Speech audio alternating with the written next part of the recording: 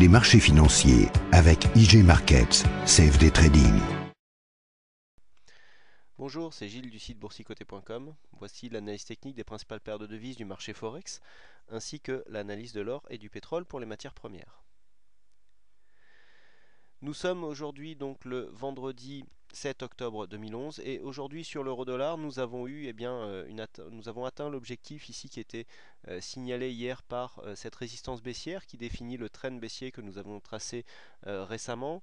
On voit ici un test qui vient de survenir ici alors que nous sommes en fin donc de mouvement haussier. On le voit au niveau des indicateurs, on est quand même pas mal suracheté, on a des tentatives de retournement au niveau du MACD. Et là, alors, je ne pourrais pas vous dire pourquoi l'euro-dollar vient de se retourner à l'instant, mais on a eu une chute assez directe sur les dernières 15 minutes. Mais bon, j'étais en train d'enregistrer la vidéo du CAC, je ne peux pas vous informer le pourquoi de cette baisse. On voit ici donc par contre que le mouvement en unité de temps 4 heures a été relativement direct sur le point haut ici, et puis que nous sommes en train d'assister à une phase de retournement, puisque l'on voit ici cette bougie qui vient quasiment avaler la précédente bougie qui était pourtant relativement puissante et assez haussière. Donc nous sommes pour l'instant stoppés par le support ici des 1,3420. Pour l'instant les cours sont en train de se stabiliser. On a quand même un signal baissier qui est en train de se mettre en place, ce qui serait assez en ligne je dirais avec la tendance actuelle, puisqu'on voit ici ce trend baissier relativement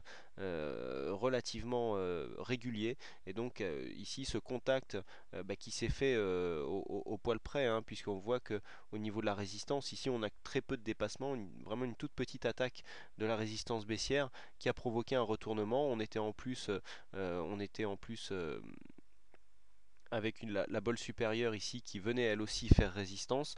Donc là un beau signal qu'on pourrait jouer. Alors bon, c'est dommage que ce soit en veille du week-end, car on sait que le week-end il peut se passer beaucoup de choses, hein, même si les marchés forex sont ouverts 24 sur 24, eh bien ils ne sont pas accessibles à l'investisseur particulier donc durant le week-end.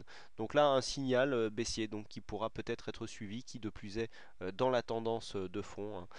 On le voit bien ici, donc à suivre dès la semaine prochaine. On passe tout de suite au dollar yen. Donc le dollar yen qui vient aussi marquer pardon, pas sur le dollar yen, là c'est le câble, livre sterling contre dollar américain, qui voit aussi une petite baisse assez directe se faire là sur les dernières minutes. Alors au niveau du mouvement de fond, c'est assez intéressant puisque nous sommes toujours ici sur cette phase baissière qui a été cassée à la hausse.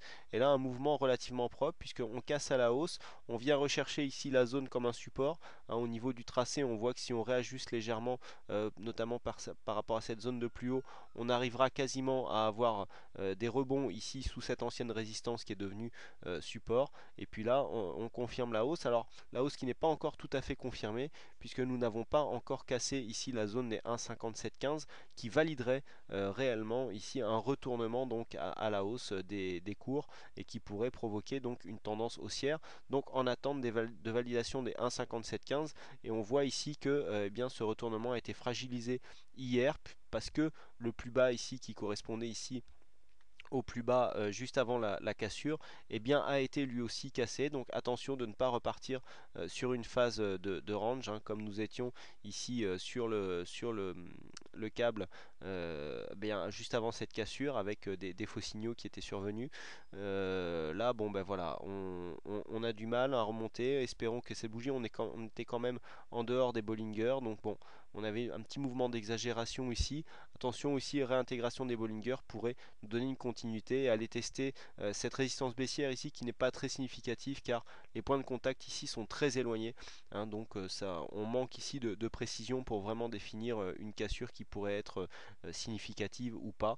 Mais on voit un mouvement ici, donc là pour l'instant le point important je le rappelle, la cassure, possible cassure de la zone ici des 1,57, 1,5715.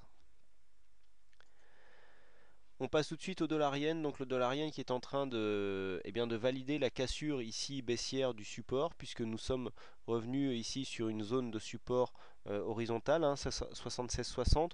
On voit ici on a essayé de réintégrer un petit peu là le support, mais on voit qu'on n'y arrive pas vraiment, on n'arrive pas à rester durablement au-dessus de cette zone. Donc là on s'achemine vraiment de cette sortie de tendance vers une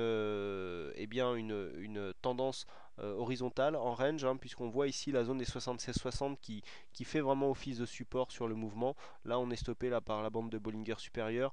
Pas vraiment d'indication au niveau des indicateurs. Vous voyez à part le stochastique ici qui lance un petit signal haussier. On a un MACD qui est relativement flat. Idem pour le RSI. Donc on ne s'attend pas à avoir une grosse tendance, hein, à apparaître sur le dollar-yen. Alors on surveillera quand même ici une petite résistance baissière qui est en train de se mettre en place. Là voilà. Vous voyez ici on a des plus hauts ici qui sont descendants, voir si au contact donc des 76,60 si cela ne provoquera pas donc un retour ici sur la zone des 76,20 précédent support donc du range. On attaque maintenant les matières premières avec l'or. Alors l'or qui nous donne encore des signaux assez bizarre, hein, par rapport à ce qui s'est passé sur les actions, puisque même si nous avons eu un mouvement, alors hier nous avons eu un gros mouvement haussier sur l'or, sur les actions et une montée de l'or donc qui correspond plus normalement à une montée de l'inquiétude, puisque dernièrement l'or servait plus de produit de couverture par rapport au marché action. Et là aujourd'hui que nous hésitons, eh bien l'or commence à baisser. Alors il y a une corrélation qui est en train de se défaire, comme je le disais il y a quelques jours, on est certainement à la fin d'un cycle. Les corrélations sont en train de changer pour certaines et de s'inverser sur certains supports. Là, ici, on a donc un petit mouvement baissier qui commence à apparaître aujourd'hui, avec donc un signal lancé au niveau du stochastique. Le RSI est neutre, mais vous voyez, on retrouve... Bon, c'est un signal qui n'est pas très puissant. On pourrait revenir ici tester la zone des 1600 dollars l'once, mais on voit ici qu'il n'y a pas une grosse volonté haussière, un gros mouvement, et que donc là, les cours iraient plutôt sur la descente. Alors on a un support intermédiaire à casser au niveau des 1633 dollars l'once, mais on pourrait très bien venir ici dans la continuité se repositionner sur le support des 1600. Et enfin, on termine par le pétrole qui est en train, alors lui qui est en train aussi de suivre un petit peu le marché action, puisque nous avons une cassure ici qui nous a permis de casser cette tendance baissière, puisque nous étions sous le coup de cette résistance ici qui a été cassée donc pendant la journée d'hier. On est venu valider ici un contact avec la zone des 83,50, la petite phase de stabilisation donc aujourd'hui, avec un signal de possible retournement qui irait assez bien avec ce que l'on a sur le marché action, puisque il y a un petit signal quand même d'essoufflement de la phase haussière. Là sur le pétrole on a carrément un signal de consolidation, puisqu'on voit ici stochastique qui est très haut, le RSI qui est presque en zone de surachat, avec un MACD relativement ample et qui est en train de se retourner. On pourrait revenir chercher ici facilement la zone des 80 dollars le baril pour avoir un mouvement qui ne viendrait pas, je dirais, annuler le signal haussier qui a été marqué par cette cassure, mais on pourrait très bien revenir ici chercher la zone des 80 avant de confirmer une continuité haussière. C'est tout à fait possible techniquement, et ça ne remettrait pas du tout en cause le retournement qui est en train de se produire. Alors par contre, vous voyez qu'on a du mal à venir casser ici le précédent plus haut qui définissait la résistance baissière, puisque ce précédent plus haut se trouve ici sur 84, et c'est le plus haut du jour, puisque sur le plus haut nous sommes à 83,99$, donc on est vraiment à un demi centime près sur les mêmes plus hauts. Donc attention, il faudrait absolument valider une cassure de cette zone pour donner plus de pérennité à ce mouvement haussier qui est en train de se produire là sur le pétrole. Voilà ce que l'on peut dire donc sur cette analyse technique des principales paires de devises du marché Forex et matières premières. Il ne me reste plus qu'à vous souhaiter à toutes et à tous une bonne soirée, bonne chance dans vos trades, et je vous donne rendez-vous dès la semaine prochaine pour de prochaines analyses. Les marchés financiers avec IG Markets, CFD Trading.